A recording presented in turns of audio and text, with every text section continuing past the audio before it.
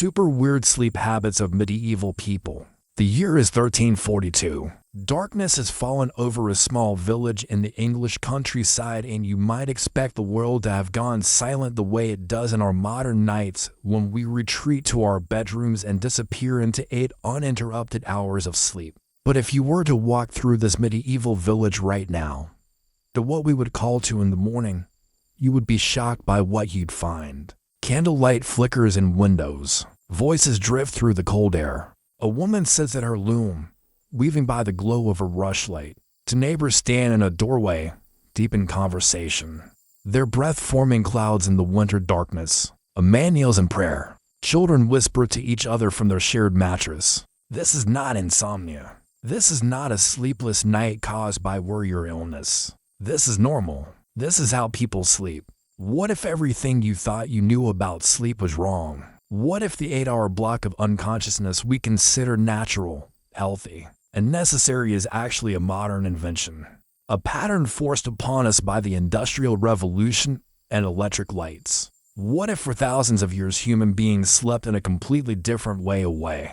That might seem bizarre, inefficient, even disturbing to us now, but which was so deeply woven into the fabric of daily life that no one questioned it. Medieval people had sleep habits that would baffle us today. Practices so strange that when historians first discovered evidence of them, many refused to believe it could be true. But the evidence is overwhelming, found in diaries, court documents, medical texts, prayer books, and literary works spanning centuries and continents. The medieval relationship with sleep was fundamentally different from ours, shaped by darkness, religion, community, and a rhythm of life we have completely forgotten. Take a moment and ask yourself this question.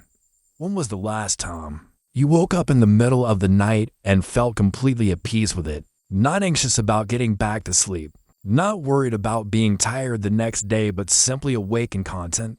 For most of us, the answer is never. We have been trained to see nighttime waking as a problem, a symptom of stress or disorder, something to be fixed with medication or therapy. But what if the wakeful period in the night was actually natural? What if your body is trying to follow an ancient rhythm that our modern world has erased? The most startling discovery about medieval sleep is something called segmented sleep, also known as biphasic sleep or divided sleep, and it fundamentally challenges everything we think we know about rest. Historical evidence shows that for most of human history, people did not sleep in one continuous block. Instead, they experienced what was called first sleep and second sleep, 2 distinct periods of rest separated by an hour or more of quiet wakefulness. In the middle of the night, this was not unusual. It was not considered abnormal. It was simply how people slept, as natural and unremarkable as breathing. The evidence for this pattern is extraordinary in its consistency and geographic spread. In medieval England, France, Italy, and across Europe, documents from the 1300s through the 1700s repeatedly reference first sleep and second sleep as distinct periods. Roger Eckert, a historian at Virginia Tech, spent 16 years researching sleep patterns in pre-industrial societies and uncovered over 500 references to segmented sleep in diaries, court records, medical texts, literature, and other historical documents. These references span cultures and centuries, from ancient Rome through the Industrial Revolution, and they all describe the same pattern. People would go to bed shortly after darkness fell, sleep for 3 or 4 hours, wake naturally, spend an hour or 2 awake, and then fall back into a second sleep that lasted until dawn. But what makes this discovery truly fascinating is not just that people slept this way, but what they did during the wakeful period in the middle of the night. This was not time spent tossing and turning, fighting to get back to sleep. This was productive, meaningful, cherished time, a period of the day, or rather the night, that held a special quality unlike any other. The darkness was complete. The world was quiet, and in that stillness, people engaged in activities that were considered uniquely suited to this hour. Many people prayed. The night watch, as it was sometimes called, was seen as an ideal time for spiritual reflection and communication with God. Monks and nuns, of course, had structured their entire lives around nighttime prayer. Rising from matins in the deepest part of the night, the lay people also used this wakeful period for devotion. Prayer manuals from the medieval period specifically include prayers meant to be said during the night watch, acknowledging this wakeful period as a normal part of the sleep cycle. The darkness, the silence, the solitude. All of these created conditions that were thought to bring a person closer to the divine. There was a sense that the night had a different quality than the day, that the boundary between the physical and spiritual world was thinner in those hours. Others used the time for intimate conversation. Husband and wife would lie in bed and talk, discussing matters they had no time or privacy for during the busy daylight hours. These conversations were so common that they appear repeatedly in historical documents. Court records from medieval France include testimony from a man who said he and his wife conceived a child during the interval between first and second sleep. An Italian doctor's manual from the 1500s recommends that couples use this time for lovemaking, suggesting it was more pleasurable and beneficial than relations during other hours. The privacy of the night, the comfort of the bed, the relaxed state between sleep periods. All of this created an atmosphere of intimacy that was rare in medieval homes, where multiple family members often shared sleeping spaces and privacy was nearly impossible during waking hours. Some people visited neighbors. This seems almost incomprehensible to us now. Imagine waking at 1 in the morning and deciding to walk over to your neighbor's house for a chat. Yet this was common enough that it appears in numerous historical accounts. People would throw on a robe or cloak, sometimes not even bothering with that, and walk through the dark streets to visit with friends or neighbors who were also awake. Taverns sometimes stayed open to accommodate these nighttime visitors. There are records of people conducting business transactions during this hour, of neighbors helping each other with tasks, of social visits that were apparently unremarkable. The night, at least this particular hour of the night, was not viewed as a time when all respectable people were asleep. It was simply another part of the daily rhythm. Still others used the wakeful period for quiet contemplation or simple rest. They would lie in bed, relaxed and peaceful, thinking about their day, making plans, or simply enjoying the stillness. Medical texts from the period suggest this was considered healthy and restorative. A 1500s physician wrote that the period between sleeps was ideal for calm meditation, that it allowed the body to process the first sleep and prepare for the second, that it was neither fully waking nor sleeping but a beneficial state in between. There was no anxiety about being awake.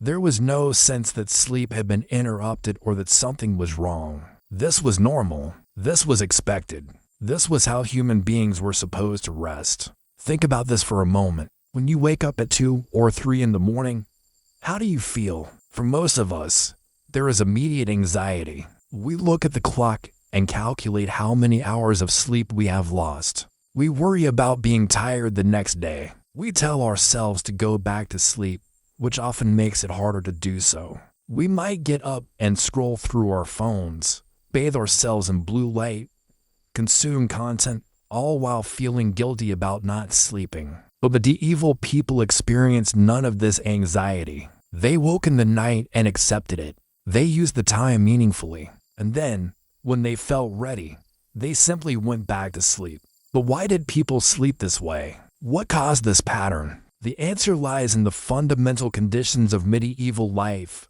particularly the absence of artificial light. When darkness fell, and it fell completely in a way that is almost impossible for us to imagine now, there was very little people could do. Candles and oil lamps were expensive. Rushlights, made by dipping rushes in animal fat, were cheap but provided minimal illumination and had to be constantly tended.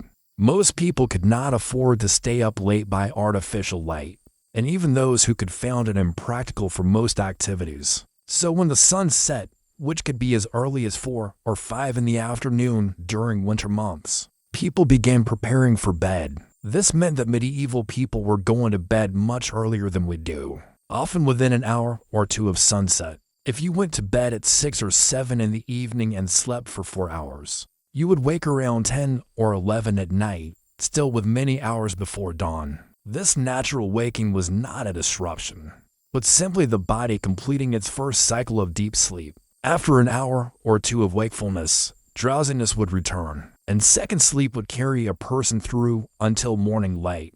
The pattern was so deeply ingrained that it shaped the language people used. References to first sleep and second sleep appear in multiple languages. In French, it was premier sommeil and second sommeil. In Italian, primo sonno and secondo sonno. In Latin, primo somna. These were not specialized medical terms but everyday language. Phrases that everyone understood because everyone experienced the phenomenon they described. Imagine if we had specific words for the first 4 hours and the second 4 hours of our sleep. That is how normal and unremarkable this pattern was. But as we dig deeper into medieval sleep habits, segmented sleep is only the beginning of the strangeness. The medieval bedroom, if we can even call it that, was a place that would seem utterly foreign to us now. Privacy as we understand it barely existed. The concept of a separate bedroom designated solely for sleep was a luxury available only to the very wealthy. Most people slept in the main living area of their homes, often in the same room where they cooked, ate, worked, and socialized. In many peasant homes, there was only one room, period, and that single space had to accommodate all the activities of daily life. Sleeping arrangements reflected this lack of space and privacy. Multiple family members shared beds, not just children, but adults as well. It was common for parents to sleep with their children, for siblings to share a bed well into adulthood, for servants to sleep in the same room as their masters. A typical medieval bed might contain 4, 5, or even 6 people, all pressed together for warmth as much as for lack of space. The bed itself was often the most valuable piece of furniture a family owned, mentioned specifically in wills passed down through generations. These beds were large, solid structures, sometimes built into the walls of the house, piled high with straw mattresses, woolen blankets, and whatever coverings the family could afford. For the poor, sleeping accommodations were even more basic. Many people slept on the floor on piles of straw or rushes, covered with whatever fabric they had. In cities, the poorest residents might not have a home at all, sleeping in doorways under bridges, or in common sleeping houses where dozens of strangers would crowd together on a large platform, paying a small fee for the privilege of lying down indoors. There are accounts of these sleeping houses where people slept so close together that they could not turn over without disturbing their neighbors, where belongings were routinely stolen. During the night, where disease spread rapidly in the close, unwashed quarters. But even among those who had proper beds and homes, the sleeping environment was vastly different from what we expect today. Darkness was absolute. When people extinguished their candles or rushlights before sleep, the blackness was complete in a way that is almost impossible to achieve. In our modern world of streetlights, electronic devices, and light pollution, there was no switching on a bedside lamp to check the time, no glow from a phone screen, no ambient light seeping through curtains. The darkness was total, disorienting, sometimes frightening. Medieval people were deeply afraid of the night, and with good reason. The night was dangerous. Fires could break out and spread rapidly through wooden structures and thatched roofs. And in complete darkness, escape was difficult. Thieves operated under cover of night, breaking into homes or accosting people on dark streets. Wild animals could pose a threat in rural areas. But beyond these practical dangers, the night was also believed to be the realm of supernatural evil. Demons, ghosts, witches, and malevolent spirits were thought to be most active after dark. The night was when the devil prowled, when evil forces had their greatest power, when the protection of daylight and God's watchful eye seemed to withdraw. This fear shaped sleeping practices in fascinating ways. Many people slept with religious objects close at hand. Crosses, prayer beads, holy water, relics, and other sacred items were kept near the bed to ward off evil. Prayers were said before sleep, not just for spiritual devotion, but for actual protection against nighttime threats. Both natural and supernatural. Some people made the sign of the cross before lying down, or sprinkled holy water around their beds, or recited specific prayers known to offer protection against demons and nightmares. The bed itself was sometimes seen as a kind of sanctuary, a protected space within the dangerous realm of night. Nightmares were taken very seriously and were often interpreted as attacks by demons, or evidence of spiritual corruption. The word nightmare comes from the Old English mare, a demon that sat on the chests of sleeping people and caused terrifying dreams and feelings of suffocation. People genuinely believed that bad dreams were caused by evil spirits, and there were prayers, charms, and rituals designed specifically to prevent them. Some people would not sleep on their backs because it was believed this position invited the mare to sit on their chest. Others hung specific herbs or objects above their beds to repel evil influences. Ask yourself this: how would you sleep if you genuinely believed that demons were real and actively trying to harm you during the night? How would it change your relationship with darkness, with sleep itself, if you saw the nighttime hours as a period of spiritual warfare? For medieval people, these were not irrational fears but serious concerns that shaped their behavior and beliefs. The sounds of the night added to its strangeness and terror. In the deep silence that followed the extinguishing of lights, every creak of wood, every rustle of straw, every distant animal cry could seem ominous and threatening. Houses made noises as they settled. Rats and mice moved through walls and floors. The wind created sounds that could seem like voices or footsteps. In this context, the period of wakefulness between first and second sleep might have served a practical purpose beyond prayer and conversation. It was a time to listen, to make sure the house was secure, to verify that the strange sound was just the settling of timbers and not an intruder or a fire beginning to spread. People might get up during this wakeful period to check on children, to tend the fire so it would not go out completely, to verify that doors and shutters were secure. Temperature was another major factor in medieval sleep.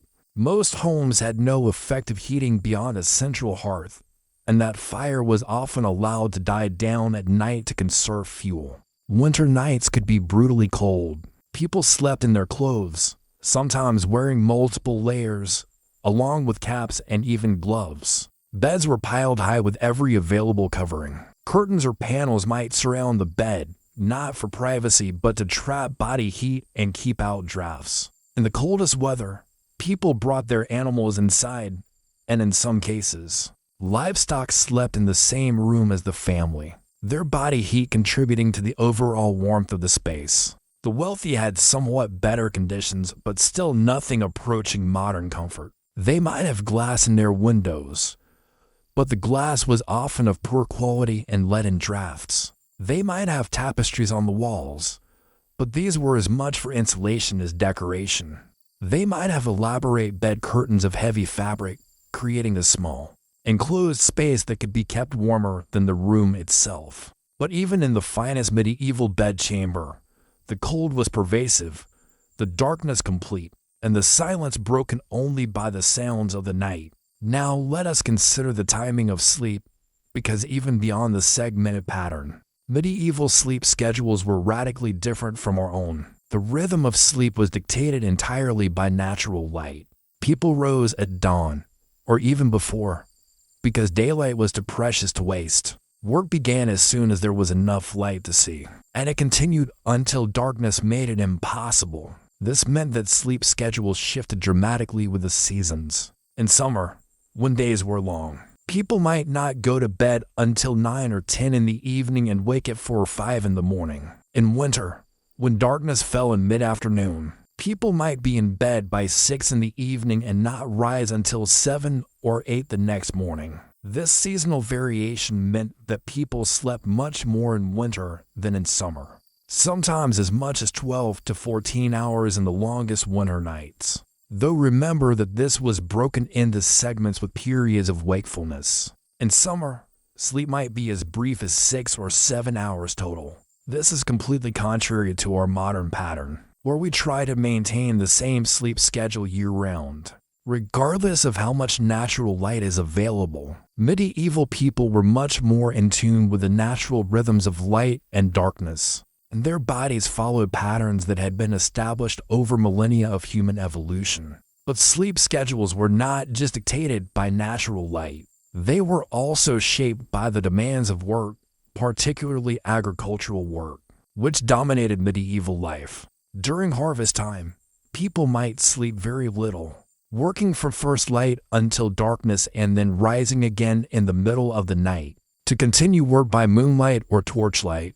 During the slower winter months, when there was little work to be done in the fields, people could afford to sleep longer. This created a rhythm where the amount of sleep varied dramatically, depending on the season and the demands of the agricultural calendar, of time, and its demands for prayer. Monasteries operated on a strict schedule of services that required monks and nuns to wake multiple times during the night. The night office, called matins or nocturnes, took place in the deepest part of the night, often around 2 or 3 in the morning. This was followed by lauds at dawn. Monks might also rise for other short services during the night. This meant that monastic sleep was not just segmented, but multiply interrupted, with periods of sleep, waking, prayer, and sleep again throughout the night. But the influence of monastic time extended beyond monastery walls. Church bells rang to mark the hours of prayer, and these bells could be heard throughout towns and villages. People learned to tell time by the bells, structuring their days and nights around these regular signals. The ringing of bells for matins in the middle of the night was a familiar sound.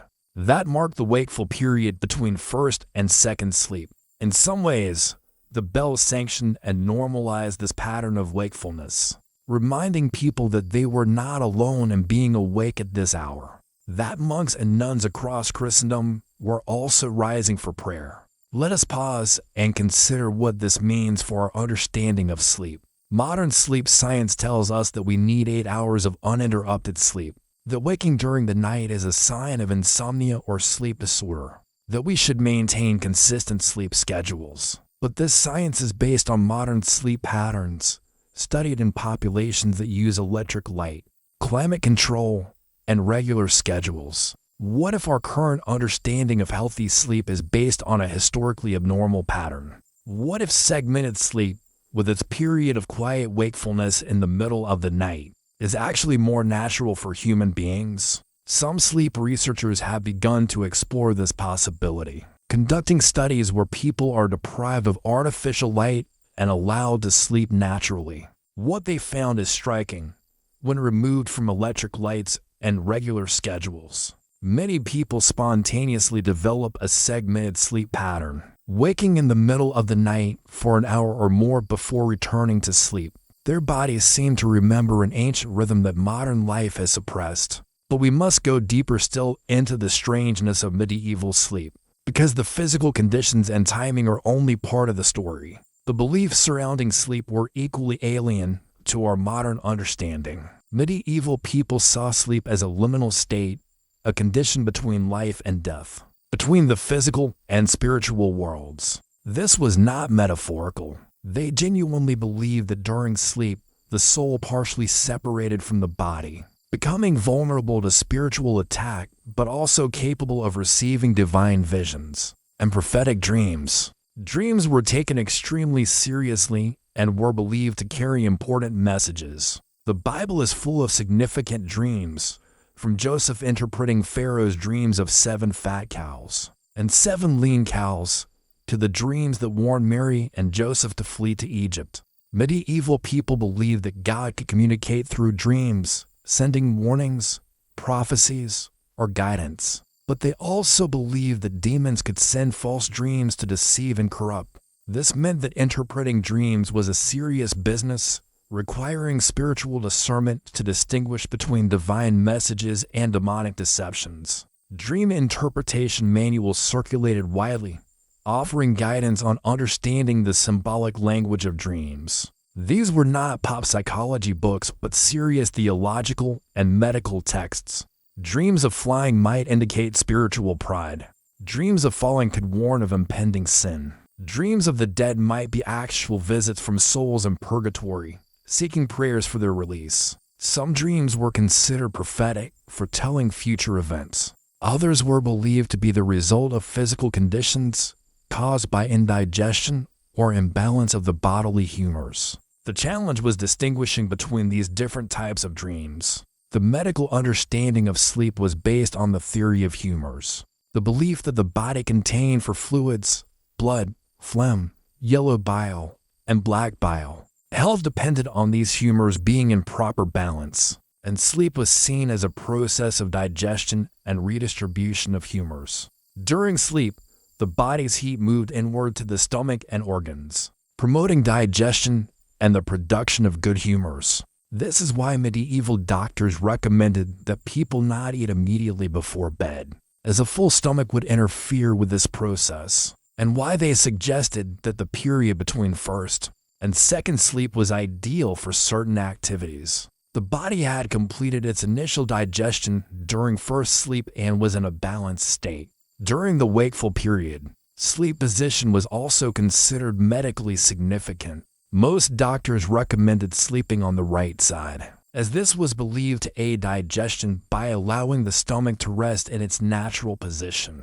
Sleeping on the back was sometimes discouraged because it could allow unconsumed matter to flow back up into the head, causing illness or nightmares. Sleeping on the left side was considered less healthy because it put pressure on the heart.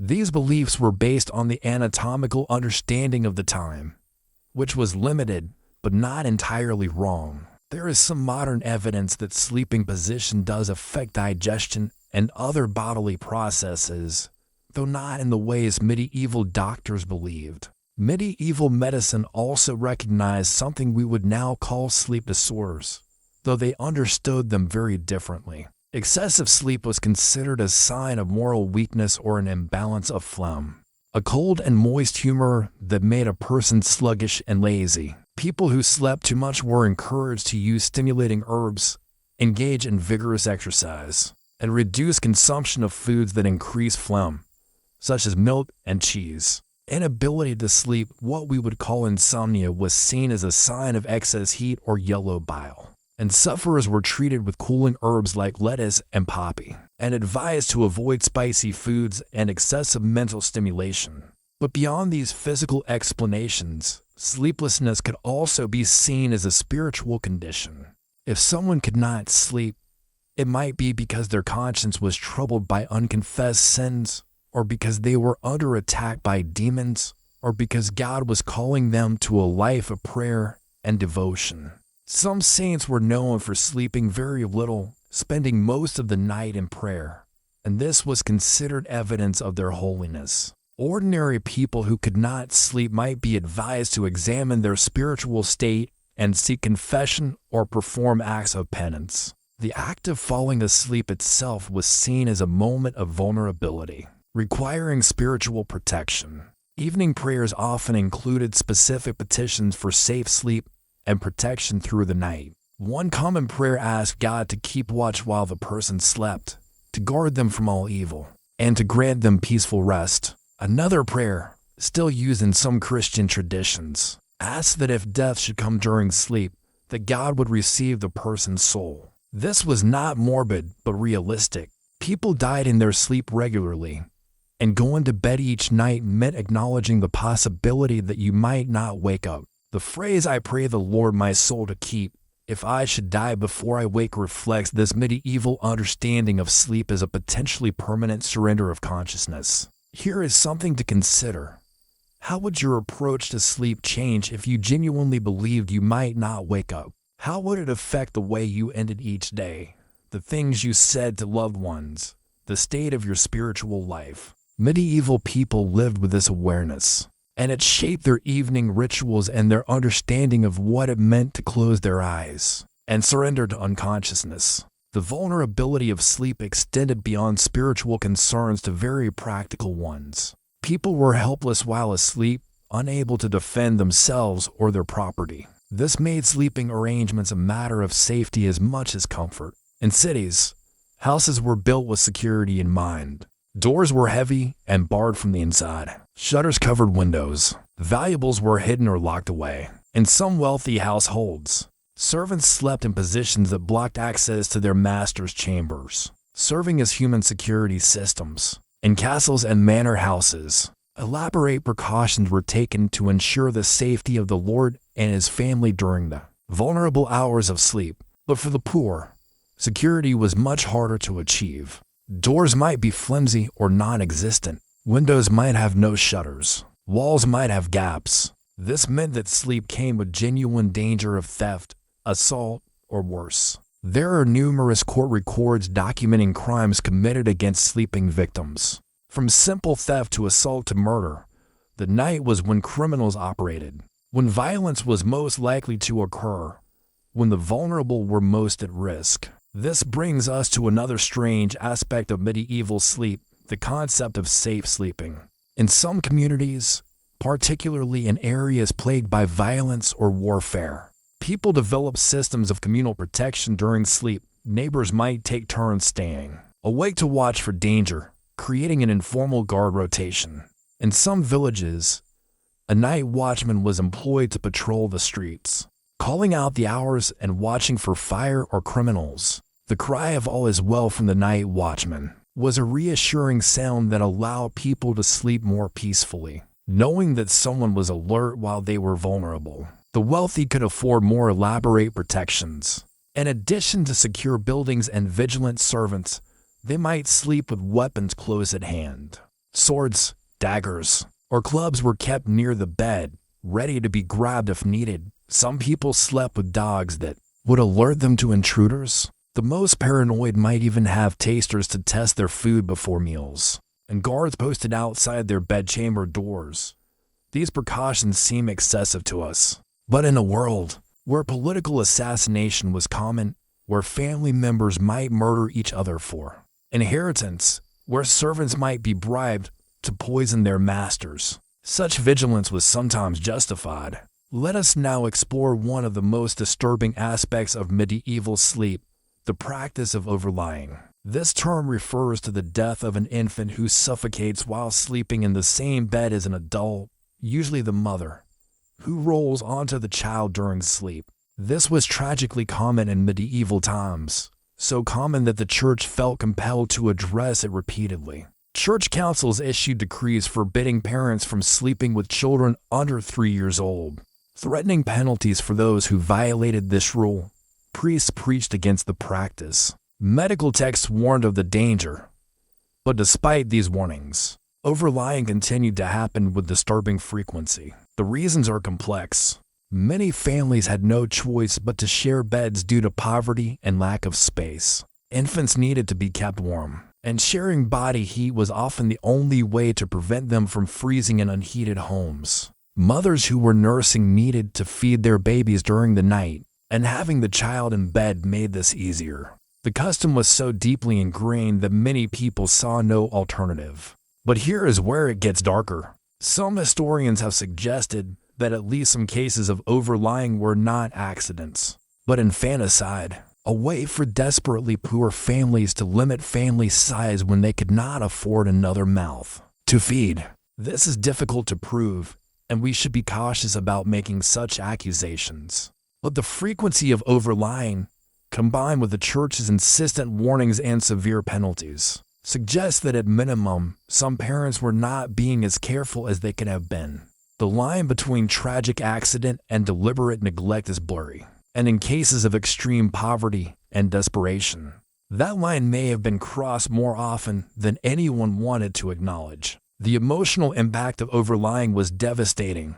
Parents who lost children this way carried tremendous guilt and grief, made worse by the church's harsh response. In some cases, parents who had overlain their children were required to perform public penance, standing outside the church during services, subjected to public shame and condemnation.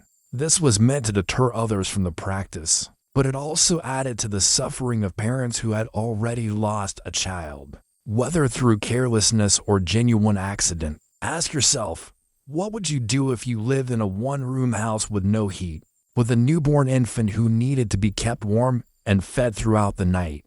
How would you navigate the impossible choice between keeping your child close for warmth and feeding and the risk of accidental death. This was the reality for many medieval parents, and it shaped their sleeping arrangements and their relationship with sleep itself. Moving beyond the domestic sphere, we must consider the sleep of those who did not have homes, the travelers, pilgrims, merchants, and wanderers who spent nights on the road. Medieval travel was dangerous and difficult, and finding safe places to sleep was a constant challenge. Inns existed, but were expensive and often of dubious quality. Travelers might find themselves sharing a room or even a bed with complete strangers. Theft was common. Violence was possible. Many people chose to sleep outdoors rather than risk the dangers of an inn. But sleeping outdoors brought its own hazards. The weather could be deadly, particularly in winter. Wild animals posed a threat in many regions. Bandits preyed on travelers. People sleeping by the roadside were vulnerable to all manner of dangers. This is why groups often travel together, finding safety in numbers. Merchants formed caravans.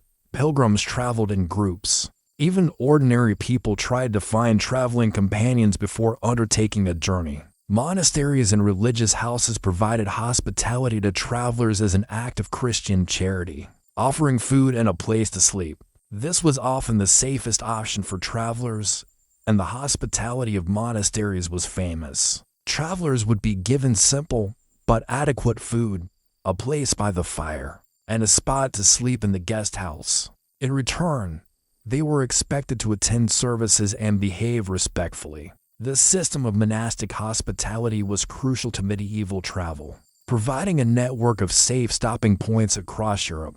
But even in monasteries, sleep for guests was often communal and basic.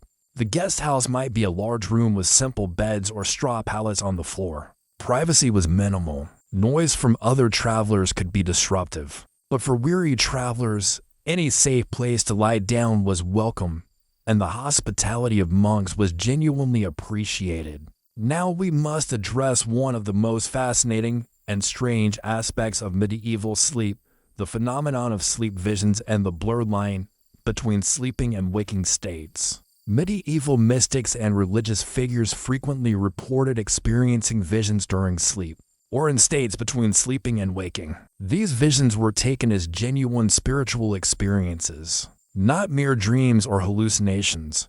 The visionary would see Christ, the Virgin Mary, angels, or saints, receive messages, witness scenes from heaven or hell, or experience mystical union with the divine.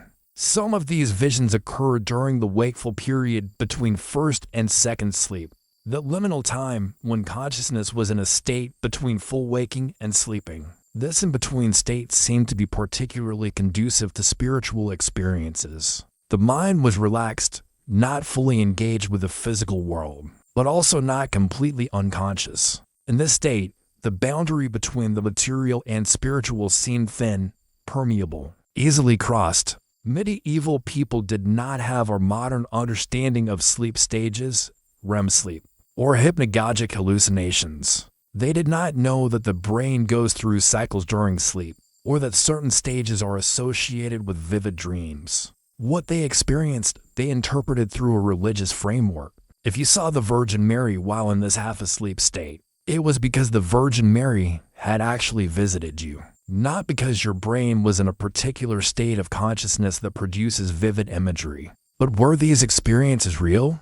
This is a question we must approach carefully. From a modern scientific perspective, we understand that the brain can produce vivid, convincing experiences during certain sleep states. We know about sleep paralysis, lucid dreaming, hypnagogic, and hypnopompic hallucinations. We can explain these phenomena in neurological terms. But does that mean the experiences were not real to the people who had them? Does it mean they had no spiritual significance? Consider Saint Hildegard of Bingen, a 12th century mystic who experienced visions throughout her life. Her visions came during what she called the shadow of the living light, a state that sounds very much like an altered state of consciousness, possibly occurring during sleep or the transition between sleeping and waking. Her visions were extraordinarily detailed and complex, involving intricate theological symbolism, cosmic imagery, and divine messages.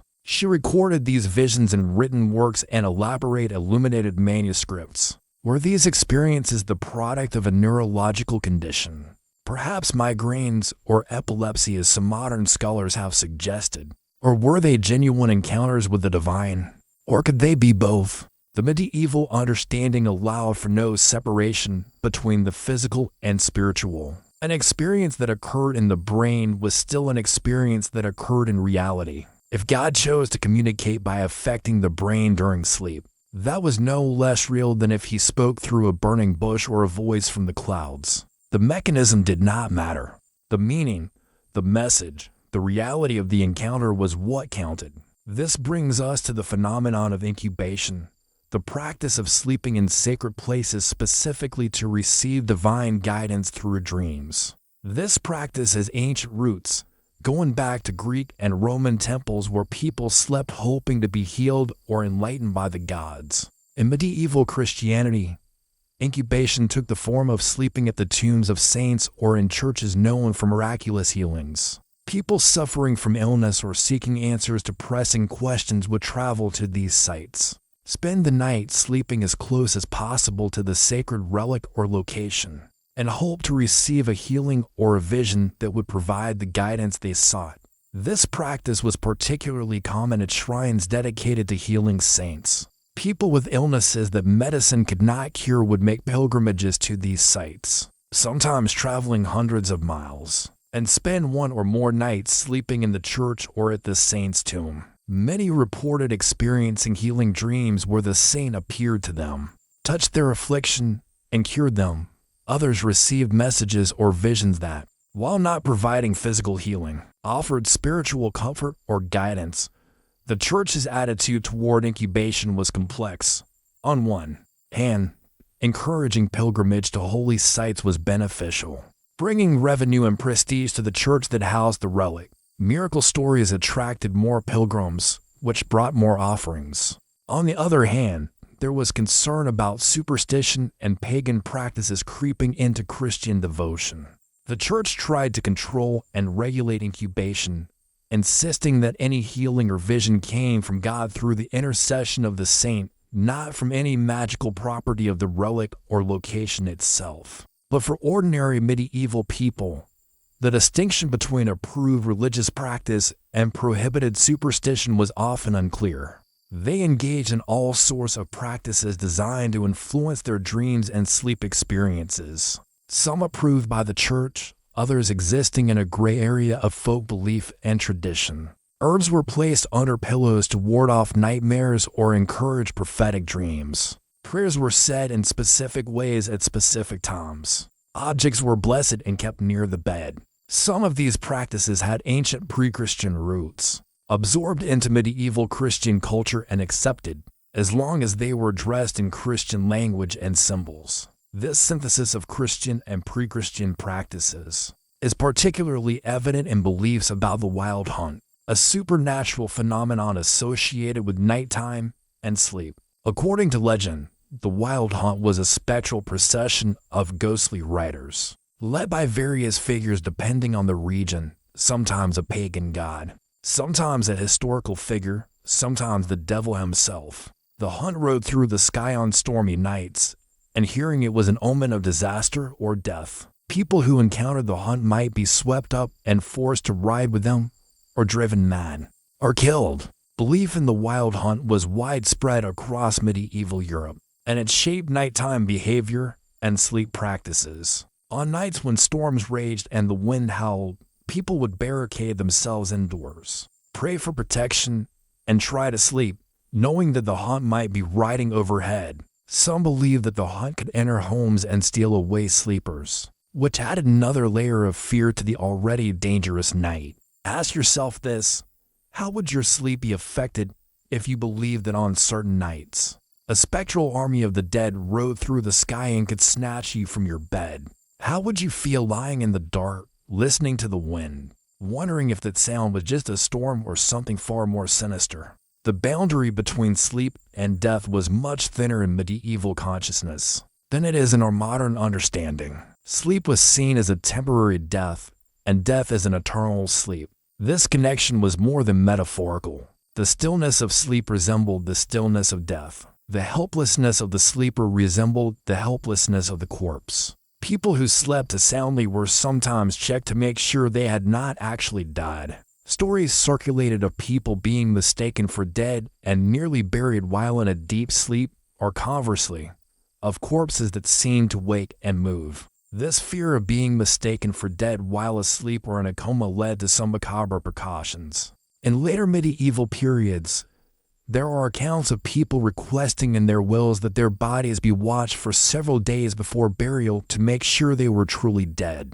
Some requested that their veins be cut or their hearts pierced before burial, a gruesome but effective way to ensure that they were not buried alive. These fears were not entirely irrational. The medical understanding of death was primitive, and distinguishing between deep unconsciousness and actual death was sometimes difficult. Sleep was also connected to death through the practice of deathbed vigils and wakes. When someone was dying, family and friends would gather to keep watch, praying for the dying person's soul and ensuring they did not die alone. This vigil might last for days, with people taking turns so that someone was always awake and alert. After death, the body would be washed, dressed, and laid out, and another vigil would begin. This time awake where the community would gather to honor the deceased. People would stay up through the night with the body, praying, sometimes eating and drinking, keeping watch until burial. This practice of the wake has its roots in ancient beliefs about the vulnerability of the dead and the living during the transition period between death and burial.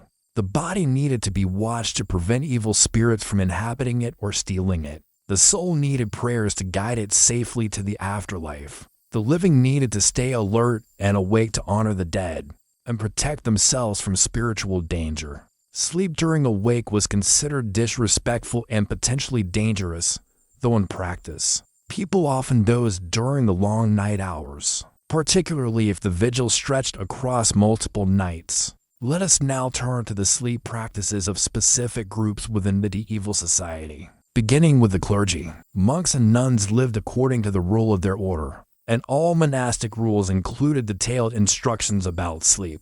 The rule of Saint Benedict, which governed most monasteries in medieval Europe, specified that monks should sleep in separate beds if possible, clothed, and ready to rise quickly for prayer. They were to sleep in a common dormitory where the abbot or a senior monk could observe them, ensuring that nothing improper occurred during the night. The monastic sleep schedule was brutal by modern standards. Monks went to bed shortly after Compline, the final service of the day, which occurred around sunset or shortly after. They would sleep for a few hours, then rise around midnight or 1 in the morning for matins, a service that could last an hour or more. After matins, they might return to sleep until lauds at dawn, or in some orders, they remained awake for prayer and meditation.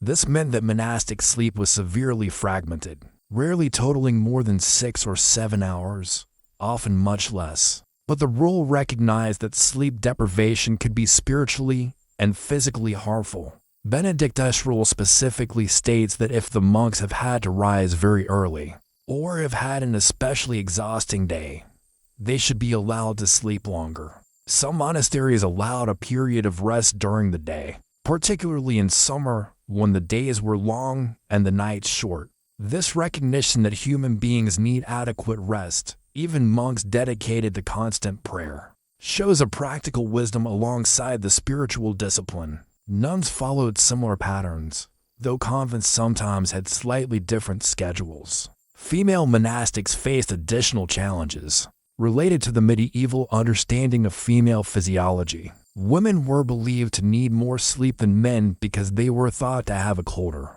more moist constitution that required more rest to maintain health. Some convent rules allowed nuns slightly more sleep than monks received, though they still rose multiple times during the night for prayer. The sleep of the clergy, particularly monks and nuns, was seen as spiritually significant beyond just rest for the body. Sleep time was time not spent in active service of God, and therefore something to be minimized.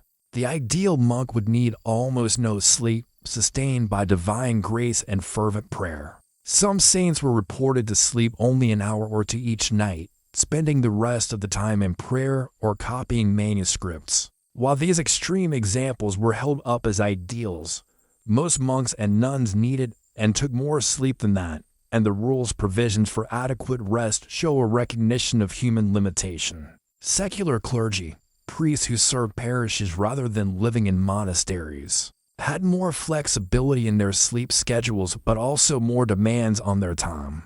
A parish priest might be called upon at any hour to attend to a dying parishioner, administer last rites, or deal with an emergency. This meant that their sleep could be interrupted at any time. Many priests probably slept much as their parishioners did, in a segmented pattern, ready to rise if needed. Now consider the sleep of nobility and royalty, which was shaped by very different concerns. The wealthy had the best sleeping accommodations available, elaborate beds with expensive linens, private chambers that could be heated and secured, servants to attend to their needs. But they also faced unique pressures that affected their rest. Political concerns could cause sleepless nights. The threat of assassination was real for powerful nobles. Court intrigues demanded constant vigilance, and the demands of governance meant that nobles and royalty often had to be available at odd hours. Kings and great lords sometimes conducted business at night,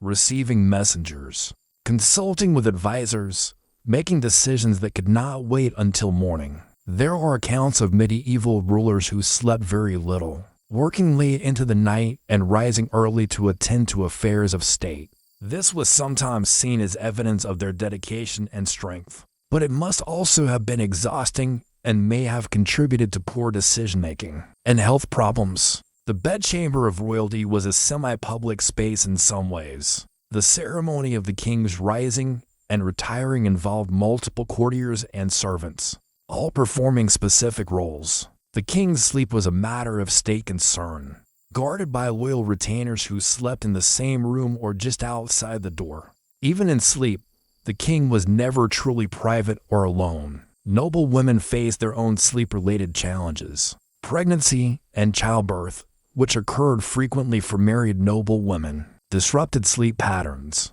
Caring for infants meant interrupted nights. Social obligations could extend late into the evening, and the same political dangers that threatened noble men also threatened their wives and daughters.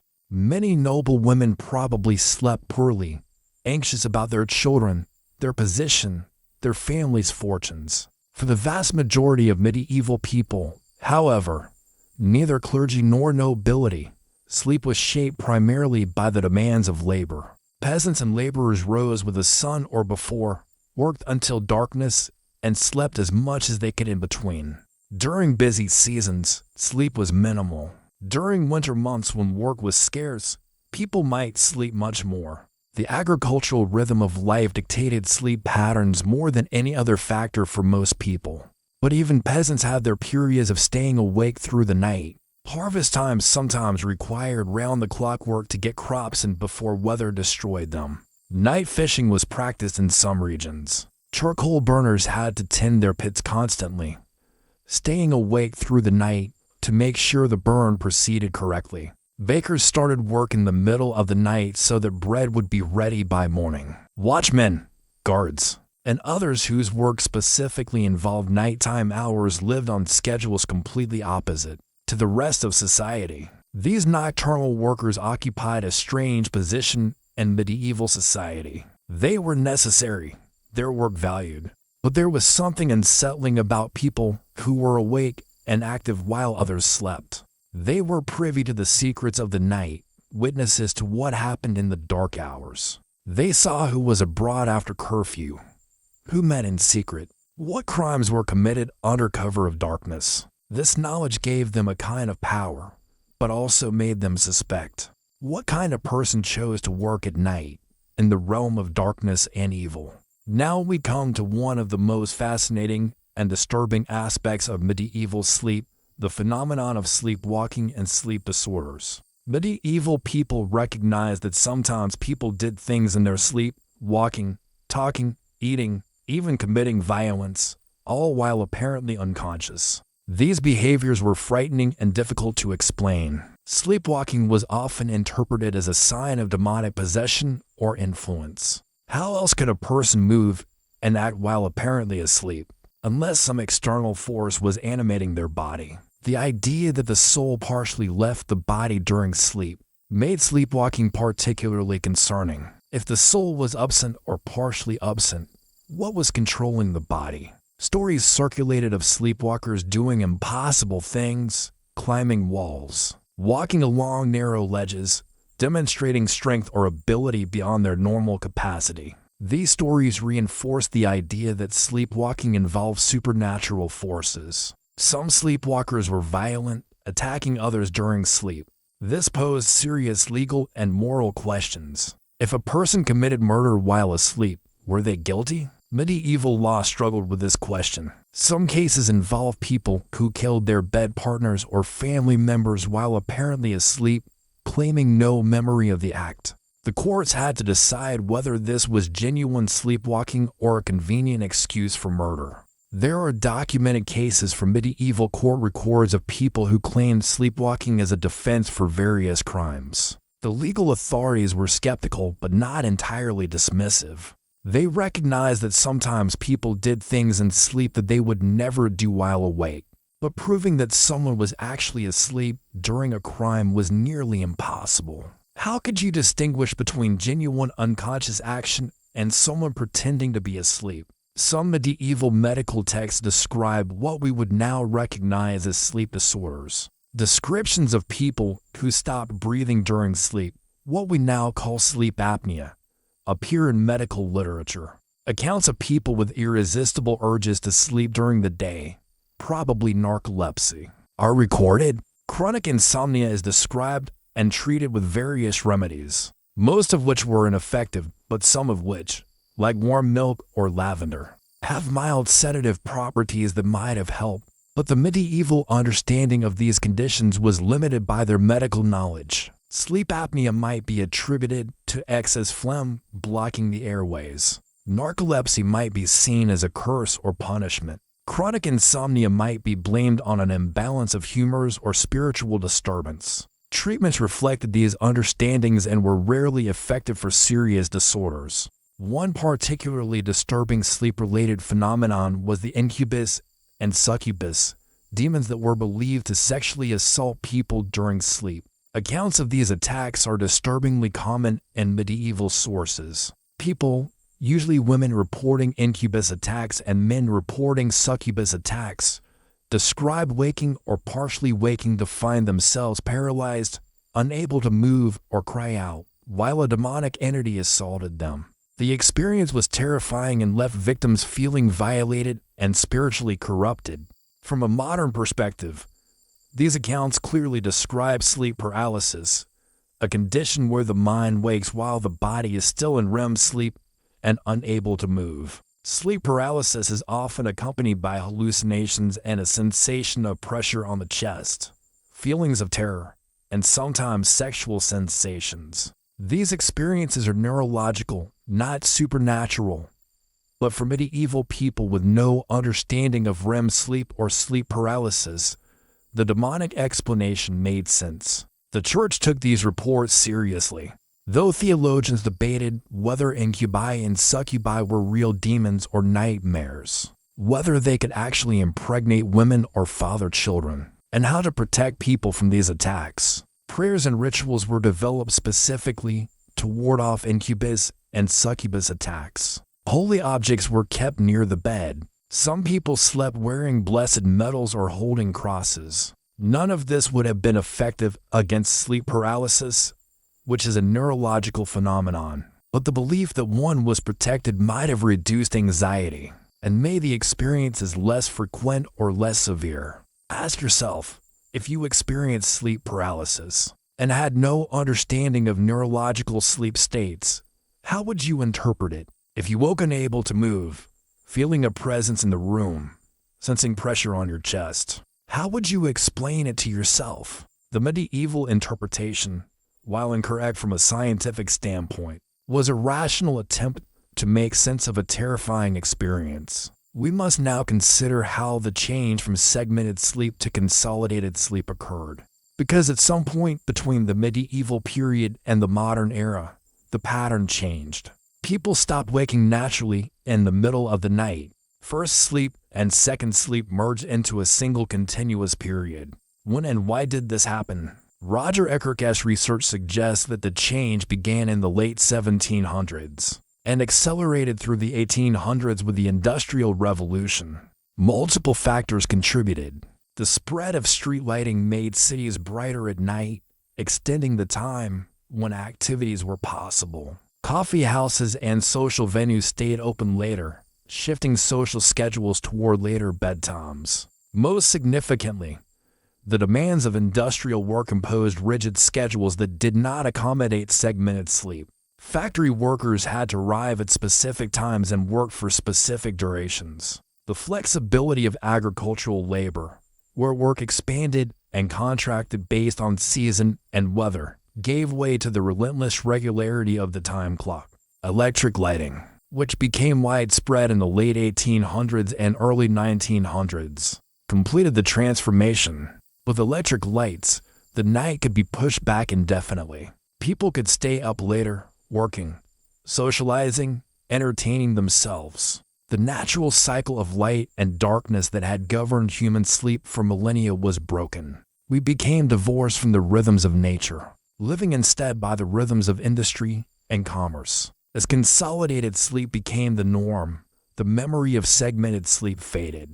By the early 1900s, most people had never experienced or heard of sleeping into distinct periods. The few references to first sleep and second sleep in historical documents were misunderstood or ignored. When sleep science developed in the 20th century, it studied modern sleep patterns in people using electric lights and regular schedules, and naturally concluded that 8 hours of continuous sleep was normal and healthy. But some researchers now question whether consolidated sleep is actually optimal for human health and well-being. Studies of people living without electric lights, either in pre-industrial societies or in controlled experiments, show that many naturally develop segmented sleep patterns. Some sleep scientists now suggest that the modern epidemic of insomnia might be partly caused by people trying to force themselves to sleep in a continuous block when their bodies want to wake in the middle of the night. What if middle of the night wakefulness is not a problem to be solved, but a natural pattern to be accepted? What if the quiet hour between first and second sleep could be a valuable time for meditation, reflection, creativity, or intimacy? Some people who have experimented with allowing themselves to wake naturally in the night report that it feels peaceful and restorative, very different from the anxiety and frustration of fighting insomnia. This brings us to the question of what we have lost in abandoning segmented sleep and the medieval relationship with night and darkness. Medieval people had a relationship with darkness that we have completely lost. They experienced true darkness, complete and absolute, in a way that is almost impossible for us to replicate. Even in rural areas far from cities, there is light pollution.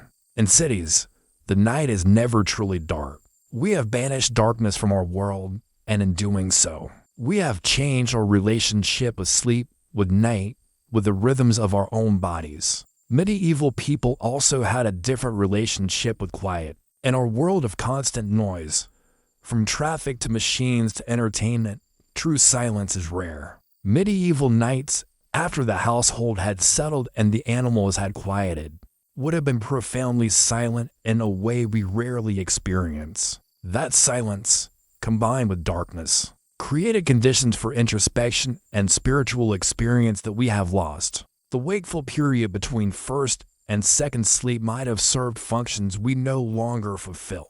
In our busy modern lives, when do we have time for quiet reflection, for meditation, for meaningful conversation with our partners? We pack our days full of activity and stimulation, then expect to fall immediately into deep sleep and remain unconscious for 8 hours. We have lost that in-between time, that liminal space where consciousness could rest without the demands of full waking, or the complete surrender of sleep. Some scholars have suggested that the loss of this wakeful period might contribute to modern anxiety and mental health problems. We no longer have a built-in time for processing our thoughts and emotions, for quiet contemplation, for the kind of reflection that happens when we are relaxed but not fully asleep. Instead, we either distract ourselves with screens and entertainment until we are exhausted, or we lie awake worrying, fighting our body's natural desire to wake in the night. But we cannot simply return to medieval sleep patterns. Our world is too different. We have electric lights, and giving them up would require transforming society. We have work schedules that demand our presence at specific times. We have expectations about productivity and efficiency that leave little room for natural sleep rhythms. And we have lost the cultural knowledge and practices that made segmented sleep work for medieval people, the acceptance of nighttime wakefulness, the activities suited to that hour, the spiritual framework that gave it meaning. Yet there is something haunting about the idea of recovering this lost pattern, this ancient rhythm. Imagine what it would be like to wake in the deepest part of the night, not with anxiety but with calm acceptance. Imagine lying in darkness, listening to the quiet, feeling the peace of the liminal hour. Imagine using that time for prayer or meditation if you are spiritually inclined, or for quiet conversation with a loved one, or simply for rest and reflection. Imagine then drifting back into sleep, knowing that several more hours of rest await you before dawn. Some people are experimenting with this, deliberately allowing themselves to wake in the night, creating space for the wakeful period, seeing what emerges when they stop fighting their body's natural rhythms. The reports are intriguing. Many describe the experience as deeply peaceful, a precious time that feels qualitatively different for either full waking or sleep. Some report increased creativity, insights, or solutions to problems that eluded them during the day. Others simply enjoy the quiet and the sense of being in tune with an ancient pattern. But attempting this in our modern world is difficult. If you wake at 2 in the morning and accept it, spending an hour awake, you might not fall back asleep in time to get enough rest. Before you have to wait for work, the rigid demands of modern schedules do not accommodate flexibility in sleep timing, and the cultural expectation that any nighttime waking is abnormal creates anxiety. That undermines the very peace that made the practice valuable for medieval people. This leads us to a broader question about what we have gained and lost in our transformation of sleep. We have gained control over darkness, safety from many of the dangers that made medieval nights terrifying, medical understanding of sleep and its disorders, comfortable beds and climate-controlled rooms. These are not small things. Medieval people suffered from cold, danger, fear, and lack of knowledge in ways that made their lives harder and their sleep less restful in many respects. But we have lost connection to natural rhythms, experience of true darkness and silence, the cultural acceptance of nighttime wakefulness, and perhaps a valuable period of consciousness that served important psychological and spiritual functions. We have traded the medieval experience of sleep, shaped by darkness, community, spirituality, and natural cycles, for a modern experience shaped by light, individualism, secularism, and artificial schedules. Whether this is ultimately better or worse is perhaps not the right question. It is simply profoundly different. As we reach the end of this exploration, we must acknowledge how strange and distant the medieval sleep world seems from our vantage point. People sleeping in piles for warmth, waking regularly in the middle of the night and accepting it as normal, believing that demons attack them during sleep, interpreting dreams as messages from God or the devil, living in total darkness and profound silence, structuring their nights around prayer and spiritual contemplation, fearing the night as a time of supernatural danger. All of this seems almost impossible to comprehend from our modern perspective. Yet these were real people, living real lives, experiencing sleep in ways that seemed completely normal to them. They would likely find our sleep habits equally strange and disturbing. Sleeping alone in private rooms, using artificial light to extend the day far beyond sunset, maintaining the same sleep schedule regardless of season, treating nighttime waking as a disorder, attempting to control and regulate sleep with technology and medication. All of this would seem bizarre and unhealthy to a medieval person. The history of sleep reminds us that what we consider natural and normal is often culturally constructed and historically contingent. The way we sleep now is not the way humans have always slept or necessarily the way we should sleep. It is a product of our technology, our economy, our culture, our beliefs. And as these things continue to change, our sleep patterns may change again in ways we cannot predict. What would a future historian, looking back at our sleep habits from 500 years in the future, find strange or disturbing? Would they marvel that we forced ourselves to sleep in a continuous block, despite our body's desire to wake? Would they see our epidemic of sleep disorders as the natural result of living contrary to our biology? Would they wonder why we banished darkness and silence from our lives? Or would they think we had achieved an ideal relationship with sleep that they had lost? We cannot know, but we can recognize that sleep is not just a biological necessity, but a cultural practice, shaped by our environment, our beliefs, our technologies, and our social structures. Medieval sleep was profoundly different from modern sleep because medieval life was profoundly different from modern life. The darkness, the cold, the danger, the community, the spirituality, all of these shaped not just how people slept, but how they thought about sleep, what it meant to them, what they did during it and around it, and perhaps most importantly, the medieval experience of sleep reminds us that there is no single right way for humans to sleep. We are adaptable creatures, capable of sleeping in segments or continuously, in groups or alone, in darkness or light, in cold or warmth, in silence or noise. What matters is not matching some ideal, standard, but finding a pattern that allows us to rest, to restore ourselves, to process our experiences, to prepare for the challenges ahead. The medieval relationship with sleep, for all its strangeness, had a kind of wisdom that we have lost. It accepted natural rhythms rather than fighting them. It saw sleep as part of a larger whole rather than time stolen from productivity. It recognized that consciousness exists in multiple states, not just waking and sleeping, but various gradations in between. It understood that darkness and silence have value, that there are things that can only be experienced or understood in the quiet stillness of the night. As you lie down to sleep tonight, perhaps you might think about those medieval people hundreds of years ago, settling into their beds of straw and wool, saying their prayers against the dangers of darkness, preparing to sleep their first sleep, knowing they would wake in the deepest part of the night, accepting it, perhaps even looking forward to that quiet hour of wakefulness before second sleep carried them through until dawn. They are gone now. Those people vanished into the very darkness they feared and lived with every night.